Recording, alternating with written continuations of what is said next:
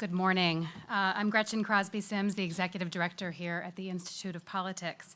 We are pleased to welcome Attorneys General Josh Shapiro and Lisa Madigan, as well as our moderator, Marianne Ahearn, for a conversation about their office's investigations into allegations of abuse in the Catholic Church. A special thank you to Lisa, who is a resident IOP Pritzker Fellow with us this quarter. We would also like to thank the Martin Marty Center for Public Understanding of Religion at the Divinity School here for partnering with us on this event. I want to mention a few upcoming events. Next Monday, we will see Lisa Madigan again for a panel discussion about the transition of Illinois state government, the new governor's agenda, and what kind of reception it may face in the General Assembly. On Wednesday, February 13th, Mayor Pete Buttigieg, a current mayor in South Bend, Indiana, and current Democratic candidate for president, will be with us to talk about his new book and why he's running. You can find out more about these and other events at our website at politics.uchicago.edu. We will have some audience questions after our moderated conversations. Please raise your hand. The moderator will call on you, and we will have a handheld mic passed around. As usual, we will give priority for the first 3 questions to students, and we remind you that a question ends in a question mark. We understand that today's discussion covers an incredibly sensitive subject. If at any time the conversation makes you uncomfortable, there's content that's especially difficult, and you need to speak with someone, we will have university staff members who are available to meet with you in the hall. Here to formally introduce our speakers is Hugo Barillon. Hugo is a second year from West Hartford, Connecticut, studying public policy. He has served as a Fellows Ambassador here at the Institute of Politics, including this quarter as the team lead for Lisa Madigan. Please join me in welcoming him to the podium.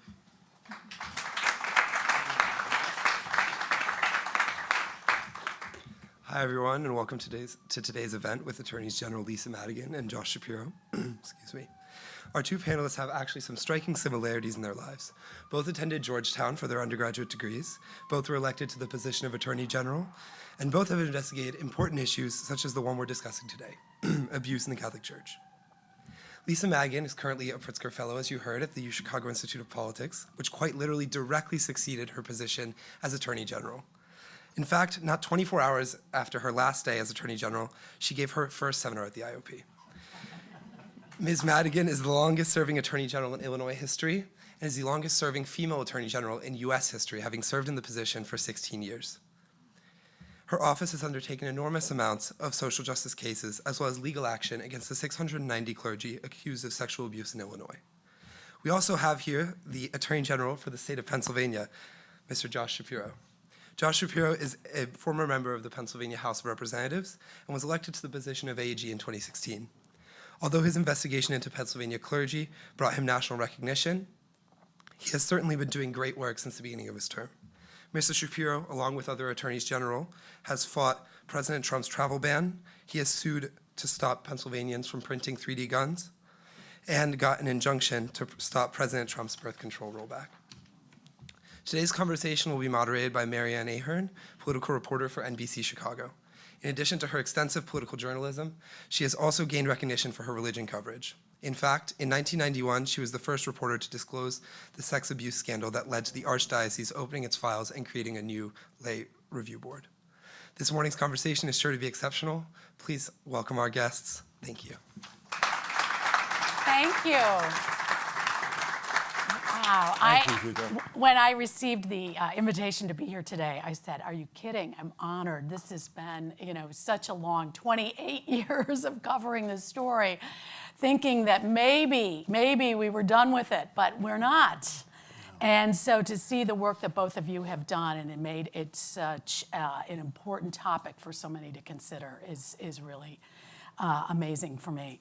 So, General Shapiro, why don't we start with you? Why was this a priority for you? Why did you make this such a topic that you had to investigate? And how did you carry out this investigation? Sure. Well, first off, let me just thank the Institute for having me back. It is really an honor to be here, and it's a special honor to be here with my former colleague but current friend, Lisa Madigan. She was an extraordinary leader here in Illinois, and I try and emulate a lot of the work we do, particularly around consumer protection on the work that Lisa did in her office. So it's great to be with you. And I have followed the great work you've done on the Catholic Church and the abuse crisis within the Catholic Church for so long. So it's an honor to be questioned by you. Look, here's the deal. When I ran for Attorney General in 2016, I made protecting children, listening to victims, a top priority. I had no idea that this investigation was actually underway when I was running. It was in the grand jury. It was in its very, very, very early stages. We had a couple people working on it. And so my first week in office in January of 2017, I was briefed on our grand jury investigations. We have pretty significant criminal jurisdiction within the Pennsylvania Attorney General's office. Not so with every AG's office, but we did there. And I was presented with a choice. Do you want to dig further into this, put more resources into it, or do you maybe want to focus on other priorities? And I thought, not only did I want to continue the investigation, I wanted to put the full force of our office behind it and unearth what needed to be known within Pennsylvania. And so we went from having 2 people working on this case to, at its height, having 150 members of our office working on this. These are investigators, these are lawyers, these are staff, these are people who scanned each of the 500,000 pages of secret archives that were taken from the various dioceses in Pennsylvania so that we could understand what was contained within their documents. For me, at the end of the day, there was no turning my back on these survivors, and there was no way I was going to let this cover-up continue within Pennsylvania. As the conversation goes on, I'm sure we'll get into more detail, but that's really how it occurred. This was an investigation that had just begun prior to my watch, and it was one that I felt was critically important to continuing, and I'm glad that we did. Yes. And because of that, Attorney General Madigan, here in Chicago, Cardinal Cupich has said many times that he has reported all of the cases to the authorities. But your preliminary report before you left office suggested otherwise. What did you uncover? Well, let me also join Josh in saying thank you to the Institute, not just for being here today with all of us, but for having me at all. So it has been a wonderful place to come and try to share some of what I learned over my 20 years in elected office with these incredibly engaged students who really want to be part of the next generation of political leaders. So thank you for having me. And Josh, as we all know, he's a superstar at this point because he didn't turn his back on a very, very difficult, challenging issue. And so I really want to applaud you for diving in day one and making sure that survivors of sexual abuse had a real voice and were not ignored by you or your office, as unfortunately they have been too often over the years. So in the aftermath of the Pennsylvania grand jury report coming out, I actually printed up a copy and read it. I don't know if anyone has done that. I don't know if most people have the stomach to. It is incredibly difficult to read. What children endured in Pennsylvania and across our country and truthfully across the world at the hands of Catholic clergy is almost unspeakable. And so after reading the Pennsylvania grand jury report, I gathered a group of people in my office and said, look, if that was happening in Pennsylvania, it's happening here in the state of Illinois, and we need to be responsive. Pennsylvania and Illinois both have 6 Catholic dioceses, and so the numbers are somewhat similar. We reached out to Josh's office and asked the question, look, what were the resources? What was your criminal authority? And so we got briefed fully on that.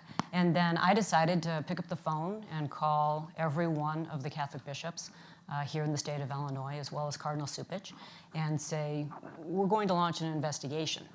And we'd like your cooperation in that. They initially, of course, said that they would be cooperative, just as you quoted, that all the information had been fully reported. As you know, back in December, we put out an initial preliminary report because I think at the time that we started our investigation in the Attorney General's office here in Illinois, there had been approximately 140 priests that the clergy had actually put out as having either credible allegations or substantiated allegations. They used different terminology and different standards against them in terms of had actually abused children sexually. But what we found from going through the information from these 6 dioceses across Illinois is that, in fact, there were hundreds and hundreds more priests who had allegations against them. In fact, the number was nearly 500 more than had been disclosed to the public, so for a total of 690.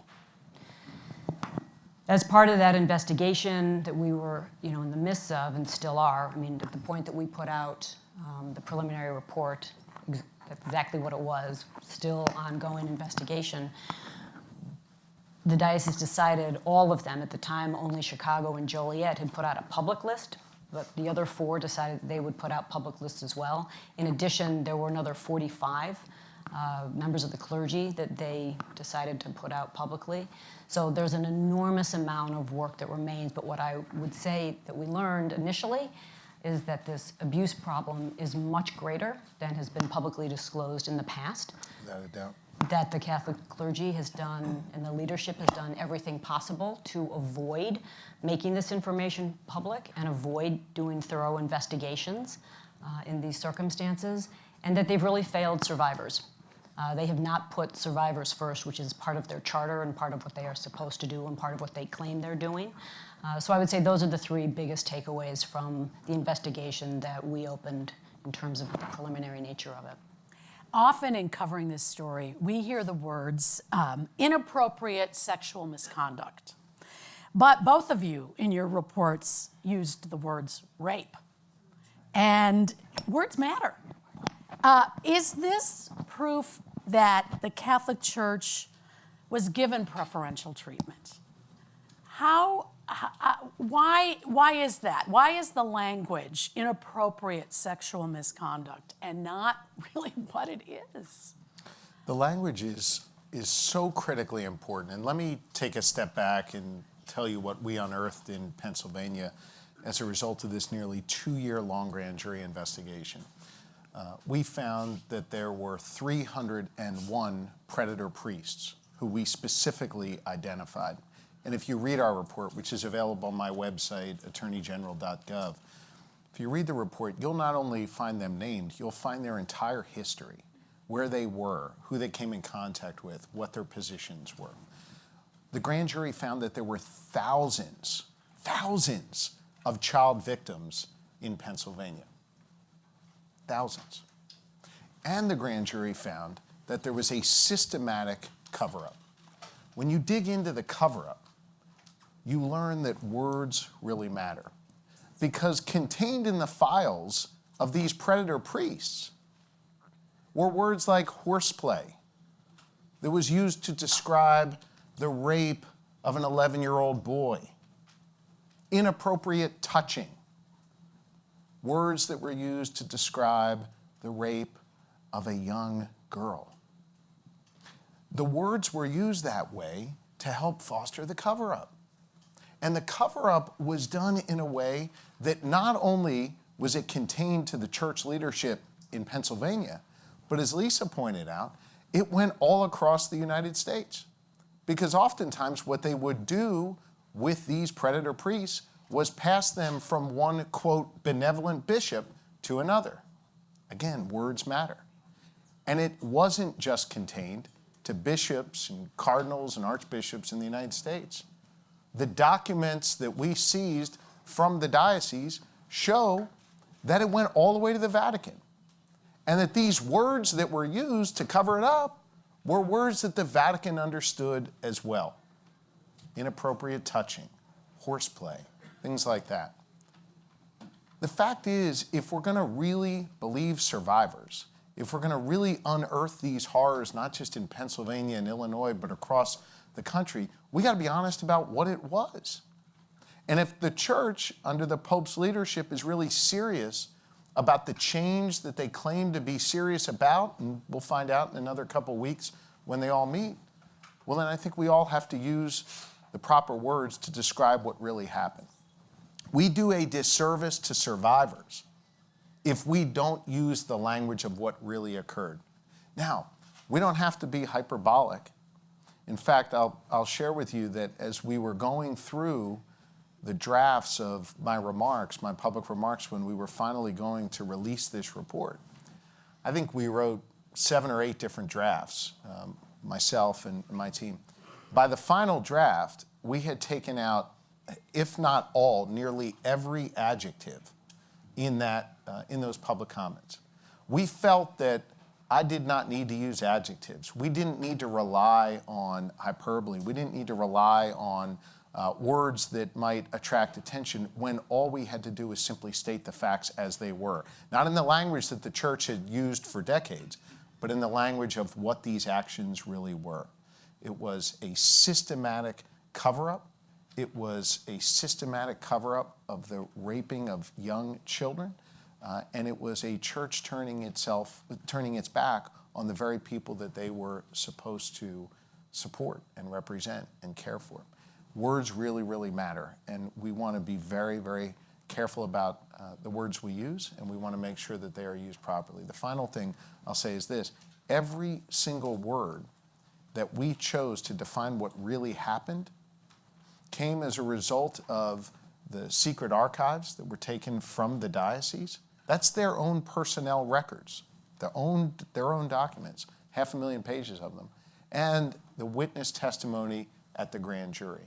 And so we thought it was important to honor the survivors and to tell what really happened by relying on actual words of what occurred, not the glossary of terms that the church relied on for so long. General Madigan, I wanted to see if you would weigh in on that as well. Josh did a wonderful job in describing the importance of honoring and supporting survivors. I mean, to me, that is what is so unbelievable in this circumstance. The behavior that took place is clearly criminal behavior. And there was, as we saw, even just in an initial investigation, not just a cover-up, but even a failure to investigate. So any excuse that the church had or concocted not to investigate, they took it. So they almost never would investigate if it was just the first time somebody had complained about a member of the clergy. They wouldn't investigate if the church had moved the priest. The priest had resigned. The priest was dead. They wouldn't investigate if the survivor wanted to remain anonymous.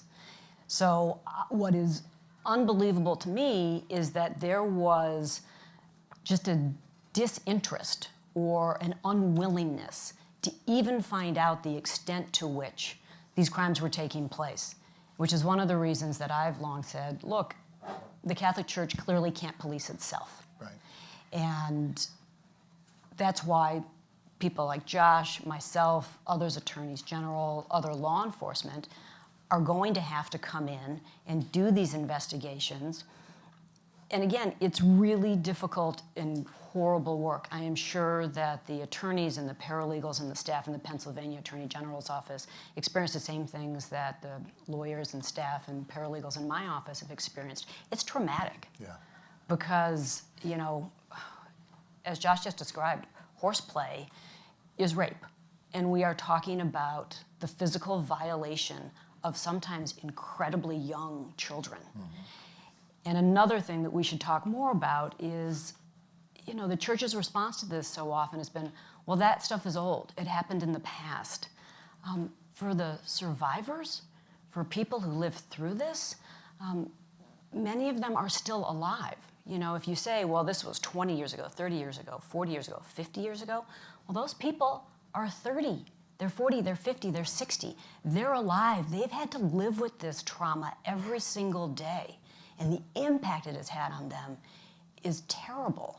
So there's so much to discuss here. It's so difficult, but it's so important for their survivors. It's so important for all of us to have a full accounting of what took place and to hold these people accountable for it.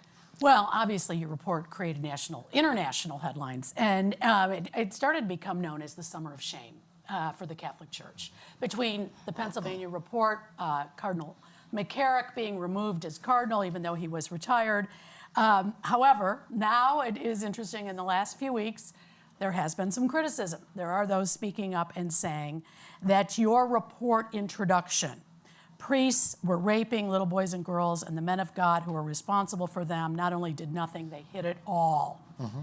a former religion reporter for the New York Times, Peter Stephens, has recently written a report, and he is critical of this introduction, of this summary, because his point is not all victims were brushed aside, and takes you to task quite strongly in his recent article in Commonweal. So is your summary, was it too sensational? Not at all. I haven't read that person's report, but here's what we know as a matter of fact. There were thousands of children who were raped and abused by at least 301 predator priests, and the bishops and the archbishop and 2 cardinals in Pennsylvania covered it up. And when the news got to the Vatican, there was no one coming from the Vatican to say, hey, cut it out in Pennsylvania. Go to law enforcement. Stop this from happening. And so what happens is, over decades, the abuse continued. And the survivors were shamed. And they were silenced. And if you read our report, I don't know if this gentleman did who wrote it, but if you read the report, you will see example after example, not only of the horrific abuse, but of the cover-up. The report speaks for itself and is based on the church's own secret archives. I hope everybody understands this. This is a really critical point. So here's what would happen. A priest would rape a young child. And when a report came to the bishop, who's in charge of the diocese, they would write all that information down. Oftentimes, they would share that information with the Vatican. They would then seal that document up in what's known as a secret archive. Their words, not mine. And then that priest typically would show up on Sunday and lie to parishioners. They would lie to the media when the media would inquire. And oftentimes, they would either not go to law enforcement, or, and we should talk about this more today, law enforcement would have their back. There's a section within our report where law enforcement turned a blind eye. And in fact, one example of a district attorney specifically shutting down an investigation because he wanted the support of the church in an upcoming election. And he didn't want to cause any embarrassment to the church. Again, not Josh Shapiro's words. Those are the words of the testimony of that former DA to our grand jury, based on the documents seized in the secret archives. So I recognize that what we unearthed in Pennsylvania is shocking to some, it's upsetting to some, and I've been, subject to a lot of personal attacks as a result of it. I'm a big boy, I can handle it. But the report speaks for itself, and it is based not on Josh Shapiro's feelings, but it is based on the church's secret archives, facts, and evidence, and we applied the law. Understand that as we tried to apply the law, we could only charge 2 of those 301 predator priests. Now, some have passed away, but of those living, we could only charge 2 of the 301. Why? Because the systematic cover-up was done not just to spare embarrassment to the church or bad press to the church or financial challenges to the church, but they knew the statute of limitations had a limit. And so they would push this off as long as they could to get outside the statute of limitations. They'd pass these predator priests from one benevolent bishop to another to escape the statute of limitations. It was not only systematic in terms of shutting down the survivors, but it was systematic in terms of eluding law enforcement time and time again. They had a reason for doing what they did, and they carried it out. It is documented in our report. And if some people disagree with it, they're entitled to express their opinion, but we stand by our report, and we're very proud of the work done by the 23 grand jurors and the team in my office. So are there any substantiated claims of people who are in active ministry today? Sure. I mean, there's an entire section involving now Cardinal Wuerl, when he was Bishop Wuerl in Pittsburgh. My understanding is he's still leading the Archdiocese in Washington, D.C. Bishop Zubik of Pittsburgh today was the right-hand man to Cardinal Wuerl. He got elevated after his participation in the cover-up.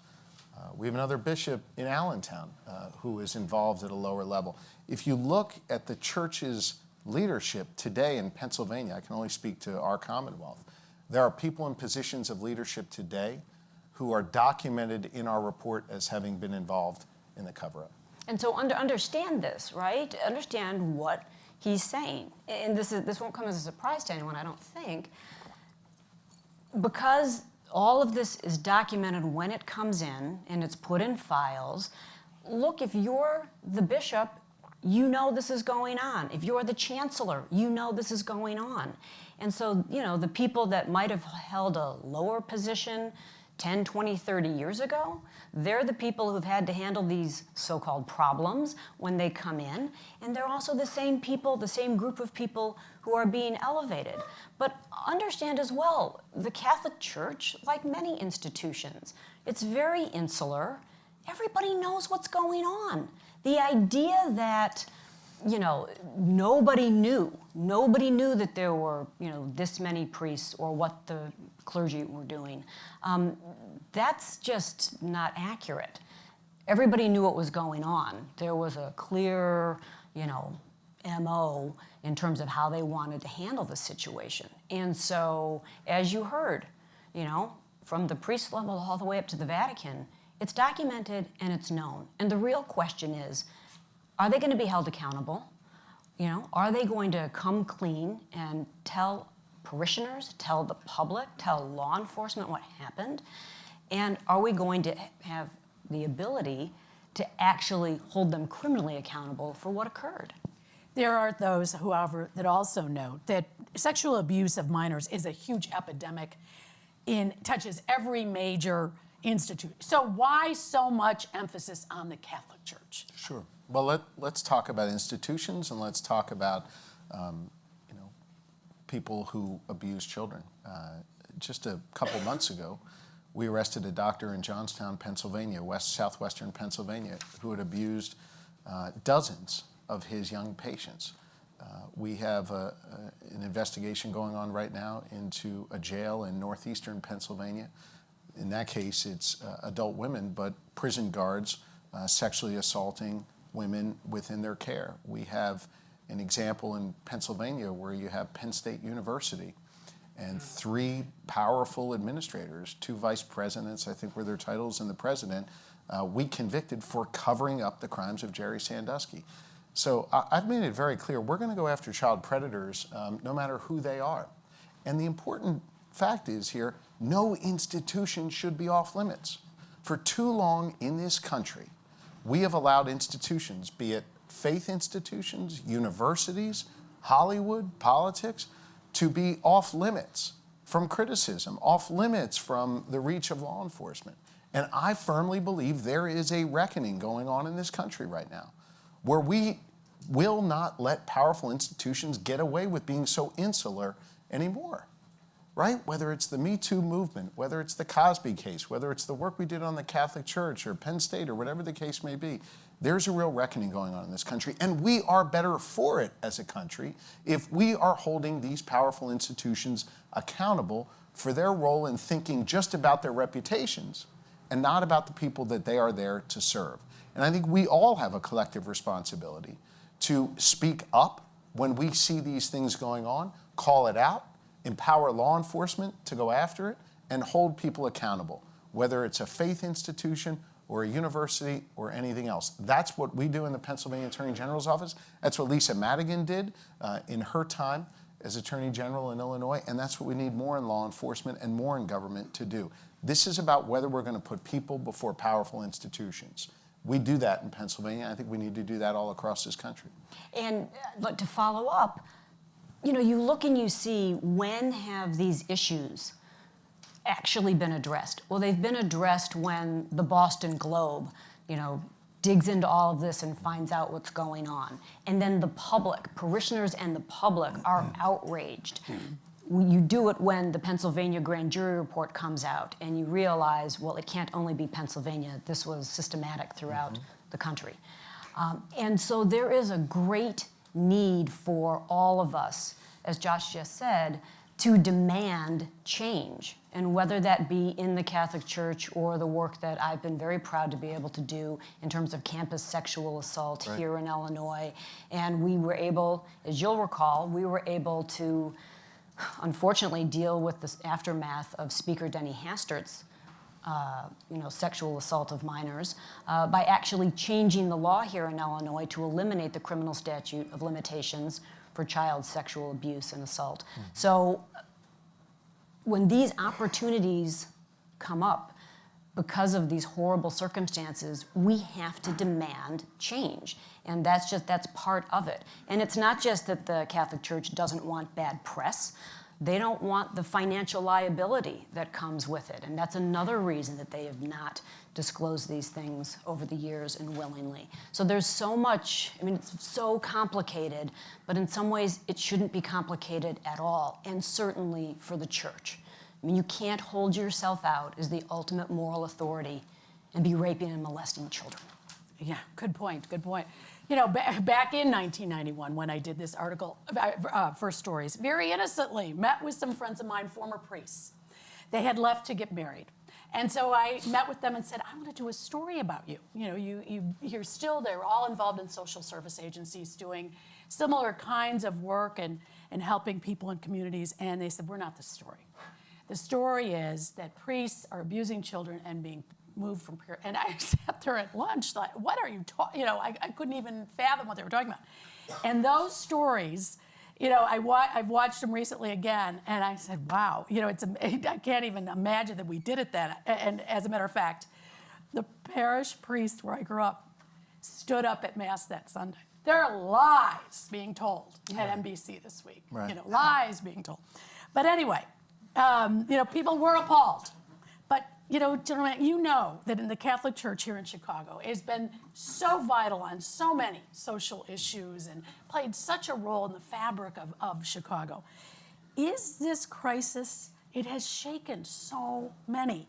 Can the church regain its footing? I think in order for the church, whether it's in Chicago or anywhere in the world at this point, to regain its footing, they have to publicly disclose what happened, because they have failed to do that at this point.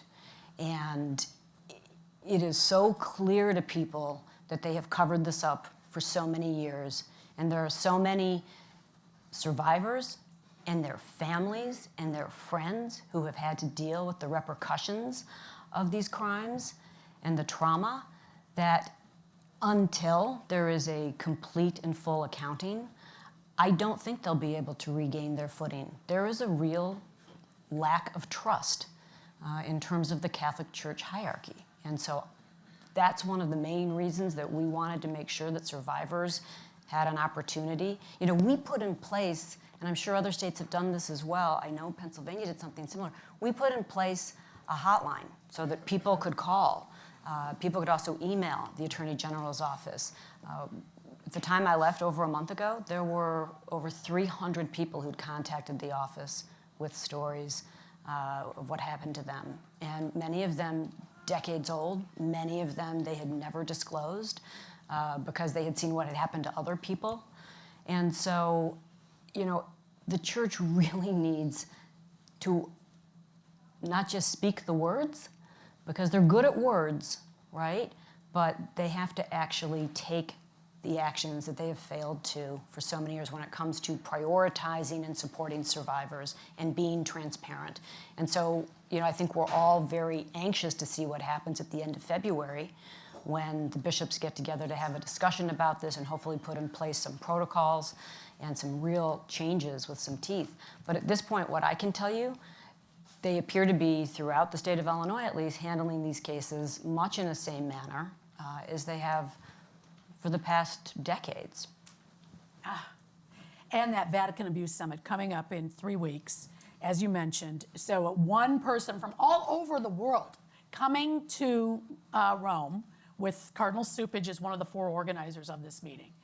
They're already trying to downplay a little bit of the expectations last week. Pope Francis trying to say, oh, wait a second, we've got a lot to work on here. But do you think, either of you, because of your investigations, that now the role that law enforcement is playing in this, of course they had in 2002 the Dallas Charter telling priests zero tolerance. Imagine that. You had to write that down. You had to say in writing, imagine. And now they need to write it down to tell the bishops You cannot move people and not tell folks what's going on. You must report this. But they sort of, bringing everyone together to unify this response. Might this role that law enforcement has played really force them now to be more accountable for these actions? I don't know what's going to happen at this meeting. I was heartened by the fact that just, I think, 2 or 3 days after our report was released, the Pope himself in public comments acknowledged what was in our report, didn't question the facts, didn't push back on it, acknowledged the pain, acknowledged the horrors, and then shortly thereafter called this meeting for February where he promised real serious action. I'm paraphrasing his words, of course. So I'm hopeful. I think I'm more hopeful today that there's an opportunity as opposed to maybe after the Globe report, which was extraordinary, and I've told the Globe reporters that themselves. Because the church now knows everything it needs to know to make serious, concrete change. And what do I mean by that? They've seen enough news articles. They've seen the patterns and practices in our report that are not dissimilar to the patterns and practices from Lisa Madigan's report, that, by the way, will not be that dissimilar to the reports that will inevitably come from the 14 state attorneys general who are investigating right now, and the feds who are doing what they're doing right now. You're going to see the same patterns and practices over and over again. They understand that through their own secret archives, if they take time to read it, that they had a glossary of terms that was used to cover it up. They understand that they systematically pushed past the statute of limitations. They understand that there was a system of benevolent bishops. They understand all of these things if they take the time to read these reports. And so, understanding all that now, you would think that an organization whose charge it is to care for people would put systems in place to protect the most vulnerable among us, our children. All that being said, I have said many times, and Lisa said this earlier, and I think she is spot on, the church cannot be trusted to police itself. The church cannot be trusted to police itself. So I hope that whatever comes out of this meeting in February includes some sort of secular recognition that secular authorities must be part of the solution. And so if they take the time to read our report, as the Pope has already acknowledged the work, if they take the time to understand these patterns and practices here in the United States and presumably across the globe, if they acknowledge the fact that they can't do it themselves and invite some type of secular authority to be a part of that, then hopefully some real change can come. They have all the facts, they have all the information. The Pope has said that he has the will. Now they have to go and prove it.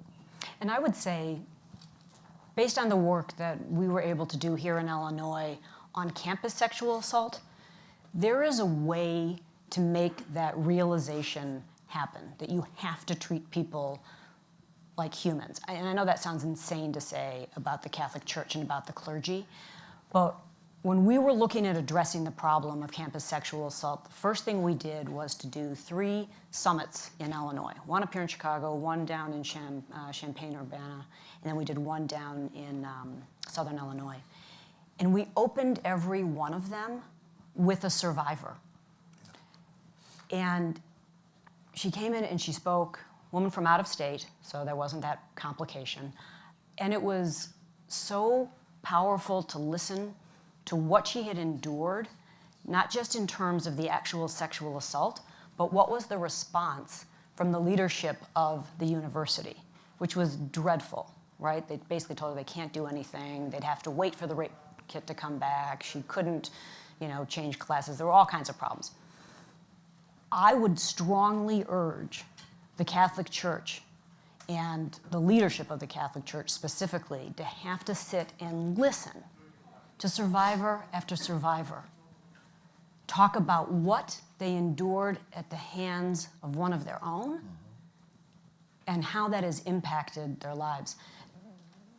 Josh Shapiro has a phenomenal video. Now, is that up on your website? It is, yeah. So get on his website. There is a video compilation of, I think it's at least 3 survivors, and they are talking about what they've endured.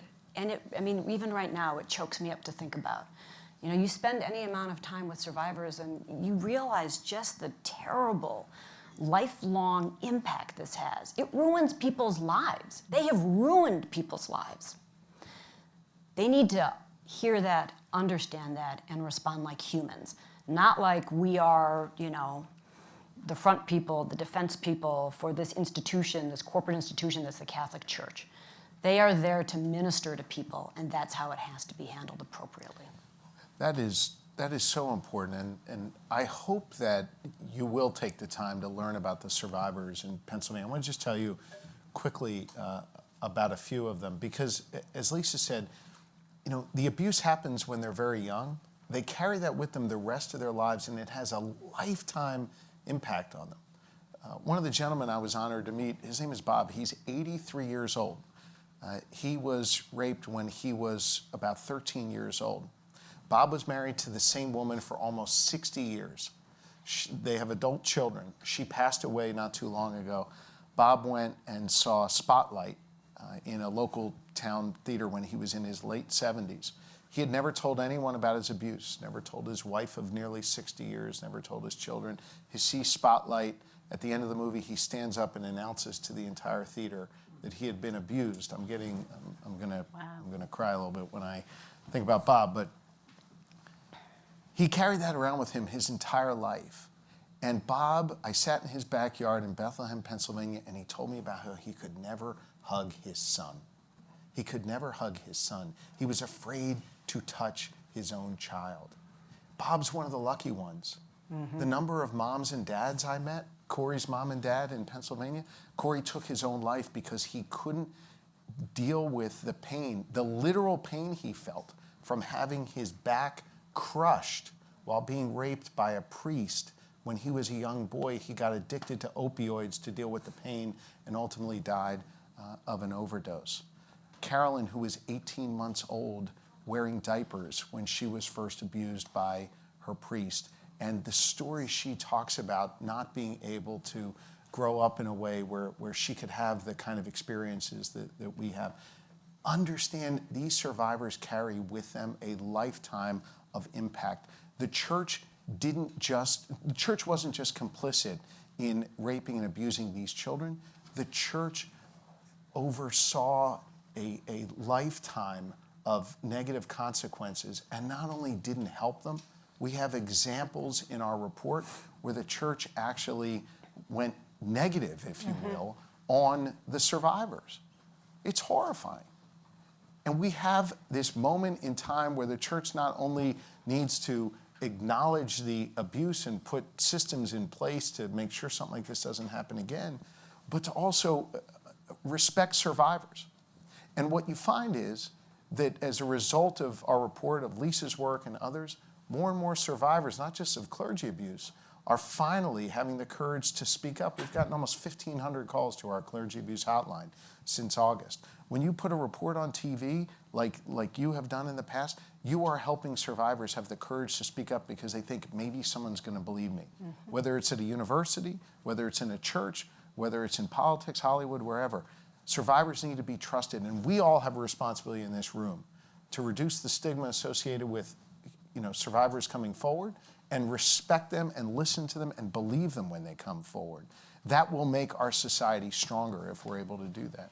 Oh, we have so many more questions, but we'd like to hear from some of you here today that also have questions. We'd like a couple of the students in the back, please, if you could start. Michael Lishvali, I'm a PhD candidate here in religious ethics at the Divinity School. First of all, thank you for your work. Thank you, Michael Lishvali. Thank you for your work, precisely because I do think that so often survivors are only coming out after things like Spotlight happen, after your reporting.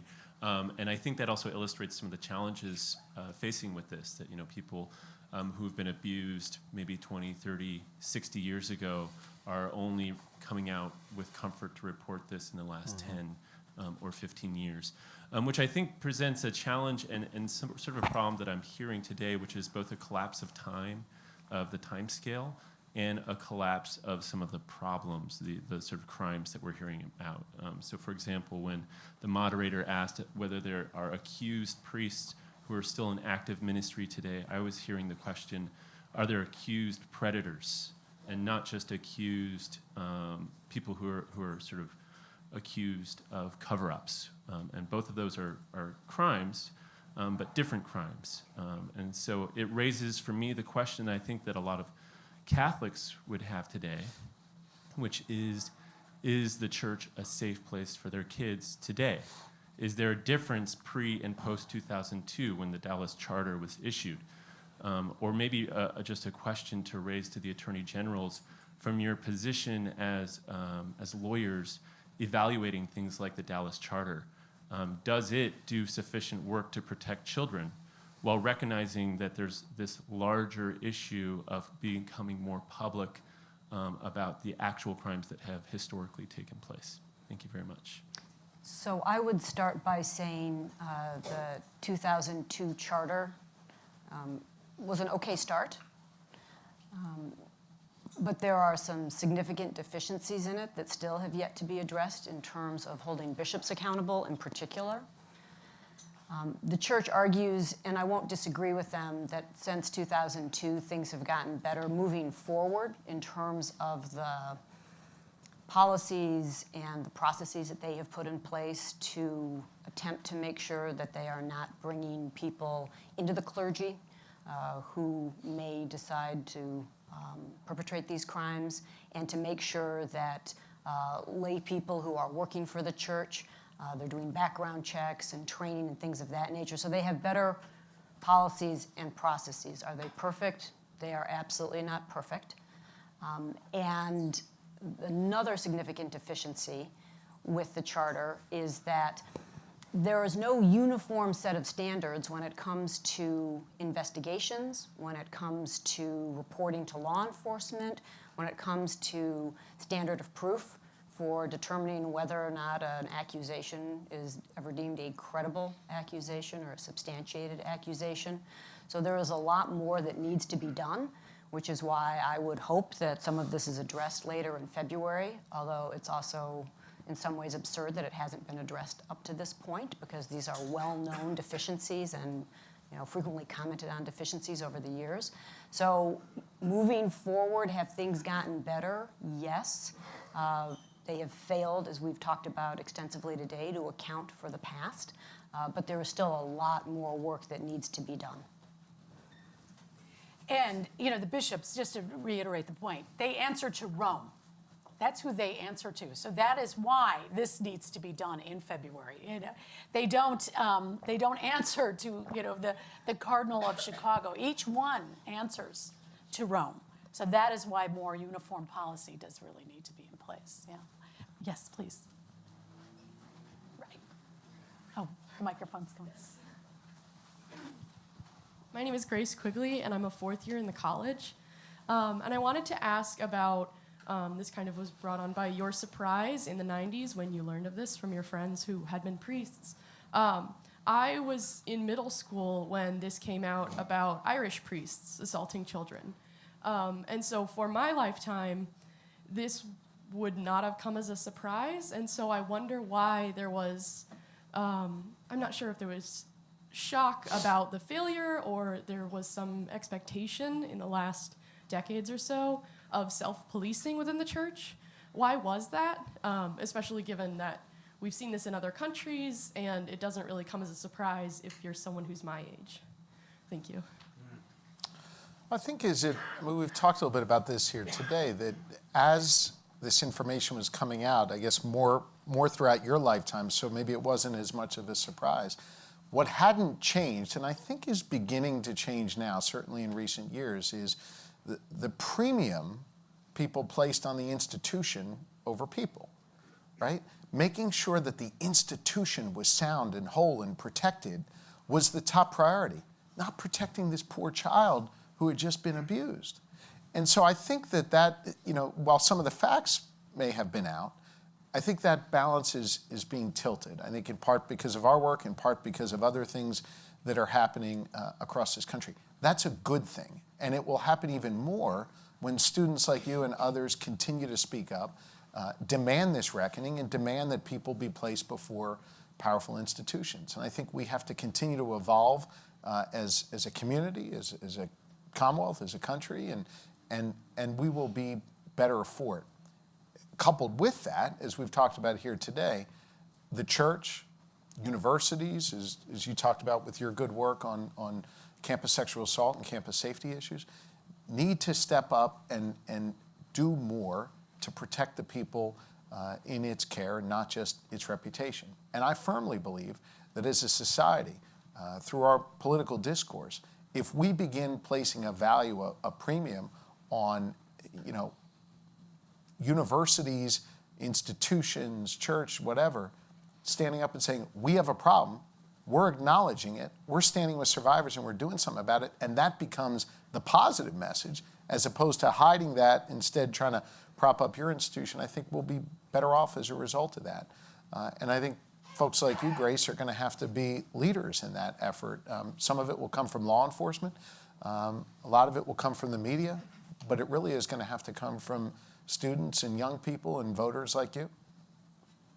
There were times when we would do stories that, and even to this day, the Archdiocese recently, this past summer, a story that I had done interviewing Cardinal Cupich, and in the midst of the story, it was a much longer answer, but part of his answer was, I'm not going down that rabbit hole.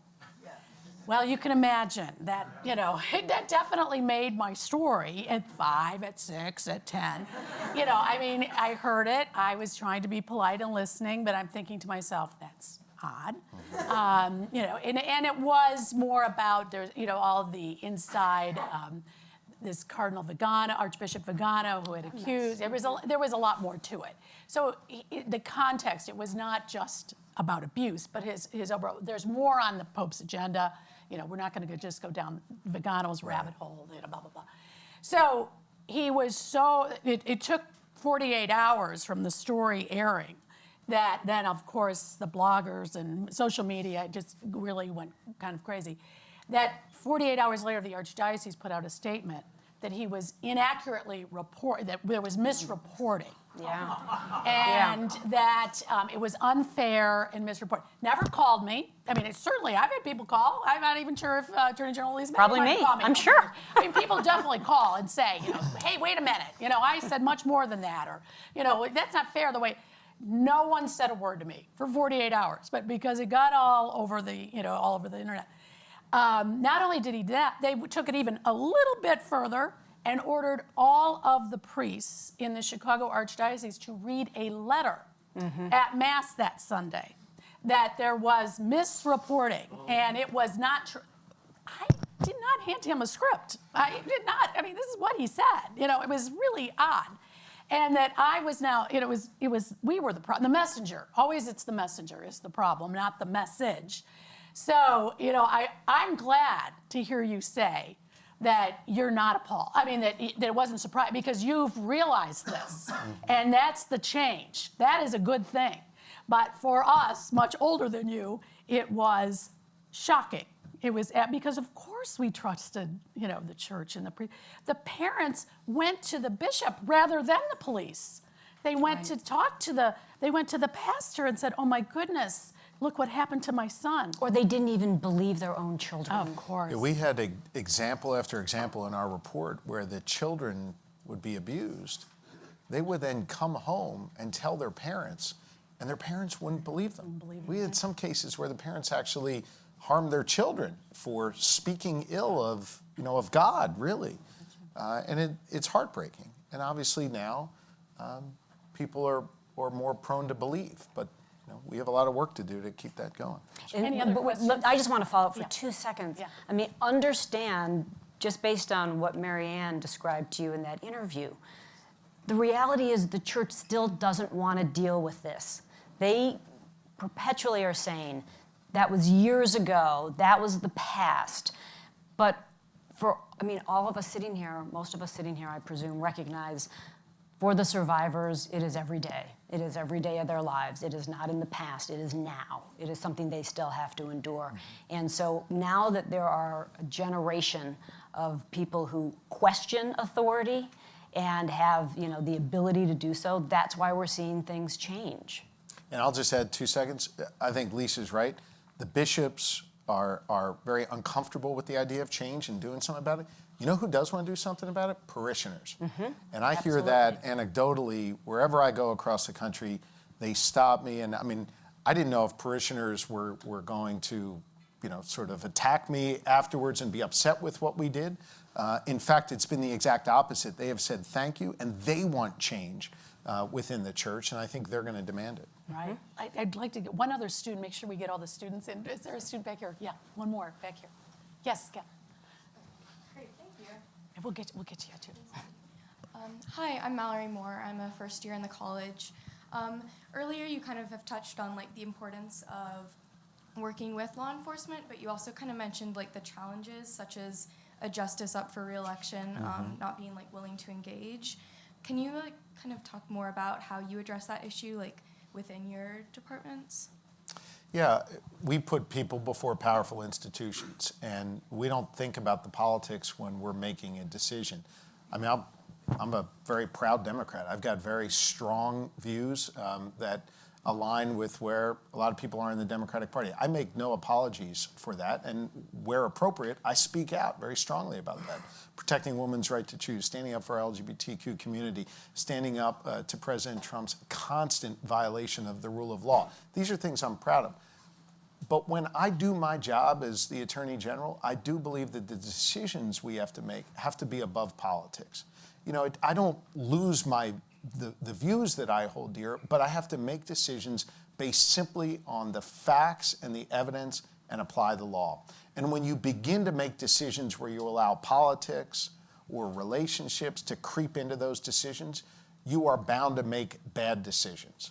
And you are bound to do things that are unjust or things that are unethical or, in some cases, unlawful. And so I think what you have to do as an Attorney General, Lisa did it a lot longer and a lot better than I've done it, and I want to hear her answer on this, is you just have to hold your personal views very, very, very close and not be ashamed of them and not be afraid to speak out about them, but they can't interfere with the facts and the evidence in your application of the law. I'll just share a quick personal story with you, and I don't talk about this a lot, but this investigation's going on for nearly 2 years. My wife, who I've been with since the 9th grade, I mean, I tell her everything.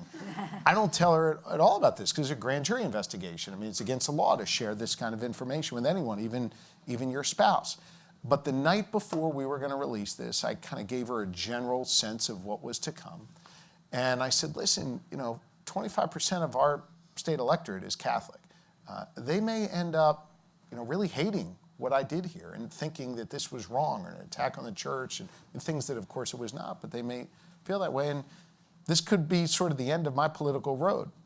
But I believe so strongly in telling the survivors' stories, in unearthing the cover-up and the horrors that went on here in Pennsylvania, that I'm willing to accept whatever political consequences come. And I think when you're a prosecutor, when you're an Attorney General, you have to have that attitude about every case.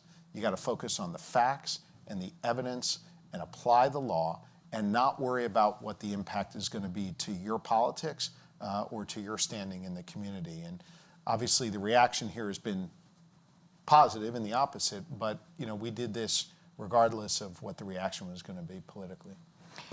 So I would follow on by saying, I'm a woman, I'm a mother, and I'm a Catholic. And many of the lawyers in my office who are part of this investigation, they're Catholic as well. We didn't demand that anybody be part of the team. We had people come to us internally in the office and say they wanted to be part of this. And it's been very, very difficult for them, but there is a firm commitment that we had to, as Josh said, and this is always how I've described it, with every circumstance that you're presented with in the Attorney General's office, you look at the facts and you look at the law and you do what's right. It's just that simple. And what has taken place in the Catholic Church is wrong. It's morally wrong, it's criminally wrong, and they have to be held accountable. And so I hope that the new administration is going to continue this investigation because I think that the parishioners and the public demand it, and I think it's the right thing to do. Bravo. Agreed. And were there other questions? One back here, and I'll come back to you. Yay. I'm glad I don't have to call on people. That's the hardest Hi, job. I'm Isha. I'm a first-year MPP here. My question to you is, do you think church has been the moral authority for so long that they would be open to outside monitoring? And I say that because we have a consent decree that's going on with the law enforcement here. I'm trying to draw a parallel in the sense that will there ever be outside monitoring that will help us, so that we don't have to worry that they are struggling with policing themselves and we still have consequences to deal with? So do you think they I'll would give you do a 20-second answer. I've said it before. The church cannot police itself, and they cannot be successful at rooting out the predator priests, at ending the culture of cover-up and corruption, unless they have outside forces, secular leadership, law enforcement involved in whatever process they come up with.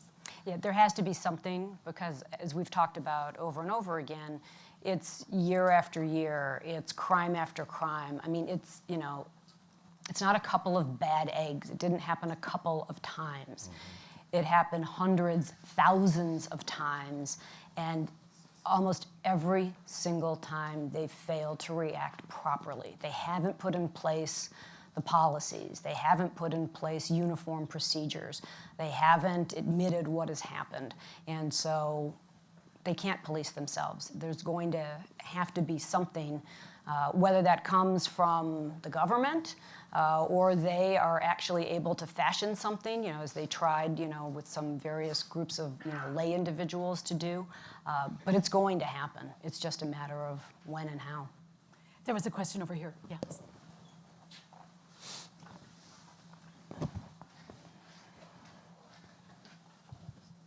Hi, I'm a local resident. Do you think it's possible that either a private citizen, a state attorney general, or the U.S. attorney general in the future could go to the International Court in The Hague and go after the Vatican on this? And, actually, Barbara Blaine, a former, the gal who ran Survivors Network of those abused by priests, God bless Barbara Blaine, passed away unexpectedly a year ago, had done that. She did go and spoke to The Hague about the Vatican. I can't give you the accurate answer on that, other than to say, obviously, I don't think it went all the way, any consequences, but she did try that angle. And I do believe the Vatican having special rules, whatever the Vatican state, but it has been attempted. Might it be again? I don't know. But How about at the UN? I don't know that one. Yeah. Yeah, I don't know the treaties or the laws. Yeah. But it's a creative and reasonable idea. Right. Yes, sir. A really short question. Hi, I'm Tom. I live in the suburbs. Any event, quick question. I had teaching credentials in several states. In at least some states, teachers had an affirmative obligation to report any suspected child abuse, not just among the staff, but at home. And it wasn't like you knew about it, you suspected it.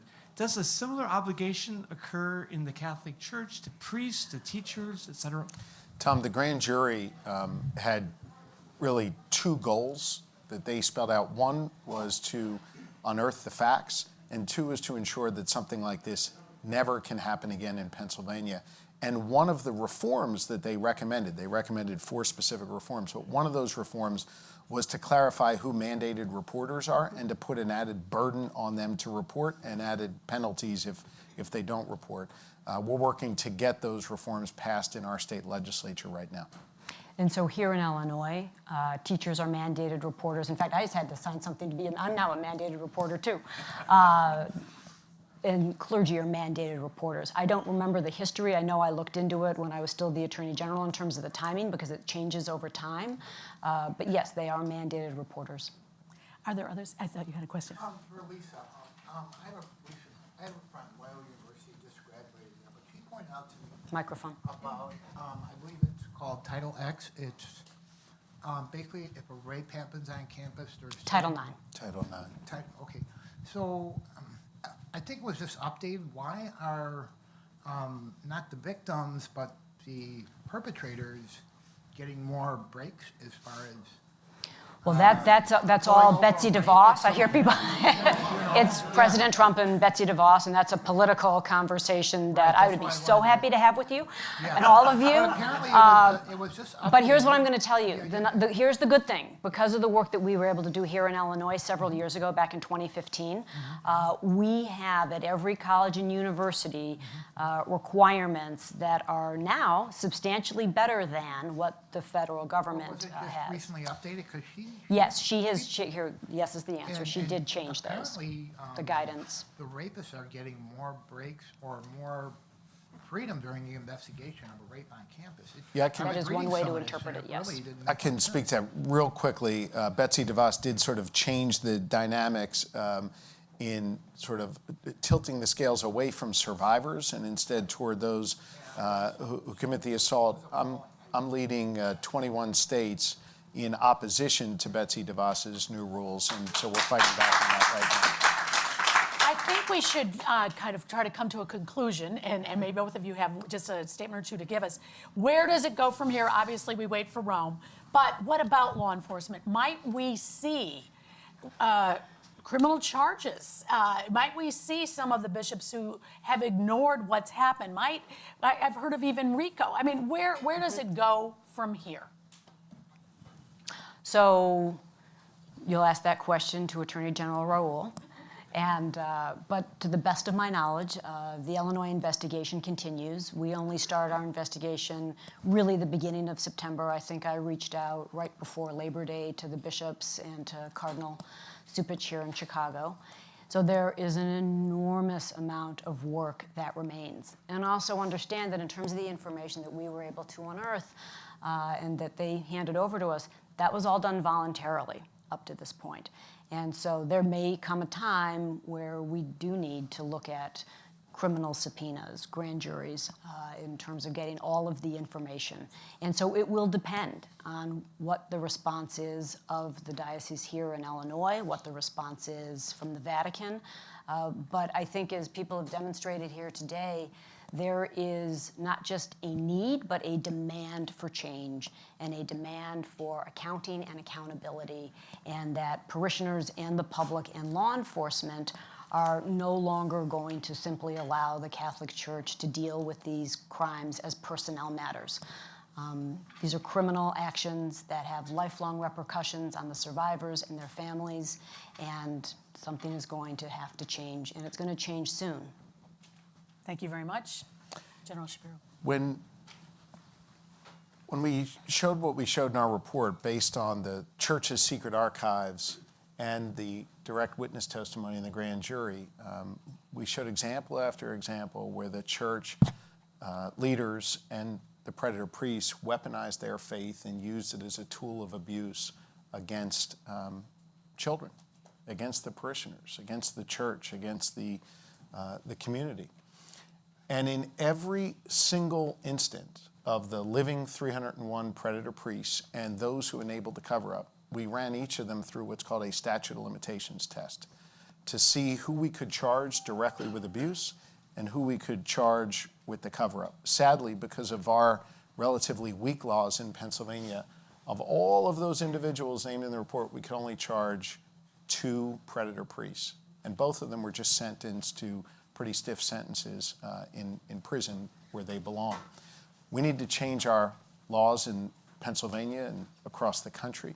We need to continue to foster this reckoning that is going on all across the United States as a result of this work and others. It's important that we're here at the Institute of Politics, and we're honored David Axelrod is with us. There is a political aspect to this, and I don't mean Democrat or Republican. I mean making this relevant in elections, making this relevant in our civil discourse. You know, are we going to place a premium on institutions or on people? And I think that the more we can challenge people who are running for office, the more we can challenge occupants of these offices to say, who do you stand with? How do we tilt the balance back in favor of people who have been harmed? I think that's healthy for our politics. It's healthy for our democracy. It's healthy for our republic, and we need to do more of that. And I can't think of a better place to bring that message into the Institute of Politics here. I mean, this is an extraordinary place with, I mean, just based on the questions from Grace and Michael and the students, a lot of big brains here. Y'all have the power to make this change in our civil discourse, and we need you to do that. The church will do what it's going to do. Law enforcement's going to do what it's going to do. But the most powerful tool here are your voices and your ability to effectuate change. And you have a tremendous opportunity here, and I hope that you will seize on that and take advantage of this moment in time to continue to put people before powerful institutions. Well, we're all very lucky to have had you both here today. Thank you so much. You're terrific. Terrific.